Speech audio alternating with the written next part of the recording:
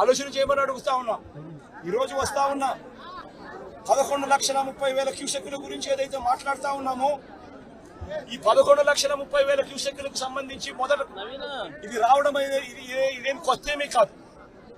ఇటువంటిదే 1903లో 11,90,000 క్యూసెక్కులు వచ్చింది. 2009లో కూడా 11,10,000 క్యూసెక్కులు వచ్చింది. మా హయాంలో కూడా 2019, 2020, 2021, 2022లో కూడా ఇలాంటి వరదలే, ఇలాంటి రెయిన్ఫాలే నమోదు కూడా అయింది.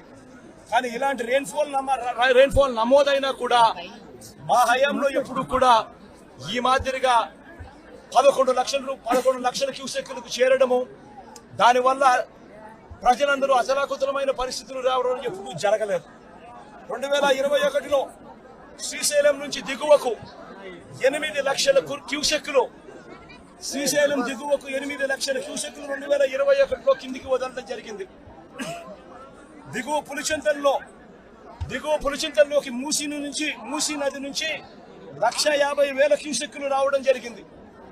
మున్నేరు నుంచి ప్రకాశం బ్యారేజీకి 3,50,000 క్యూసెక్కులు చేరినప్పటికీ కూడా ముందు జాగ్రత్తగా Srisailam reservoir, Nagarjuna Sagar reservoir, Pulichintala reservoir, వీటి అన్నిటిలో కూడా ముందు నుంచే ఫ్లడ్ వస్తా ఉంది అని తెలిసిన నేపథ్యంలో, వాయుగుండంగా మారుతా ఉందన్న నేపథ్యంలో, ముందు ఇన్ఫర్మేషన్ ఉన్న నేపథ్యంలో శ్రీశైలము, పులిచింతల, నాగార్జున సాగర్ డ్యాములను నీళ్లను తగ్గించి అక్కడ ఫ్లడ్ కుషన్ ఏర్పాటు చేయడం వలన డెవాస్టేషన్ రాకుండా కేవలం 8 లక్షలు 9 లక్షల క్యూసెక్కులు మాత్రమే నీళ్లు కిందికి వెళ్ళిపోయేట్టుగా చర్యలు తీసుకోవడం వల్ల ఇటువంటి పరిస్థితులు రాకుండా గతంలో చేయగలిగాము అన్నది కూడా ప్రతి ఒక్కరూ కూడా గమనించమని కోరుతా ఉన్నాం.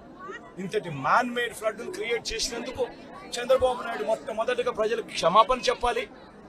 క్షమాపణ చెప్పి కనీసం వీళ్ళకందరికి కనీసం బేసిక్ ఫెసిలిటీస్ లేవు, తినేదానికి తిండి లేదు,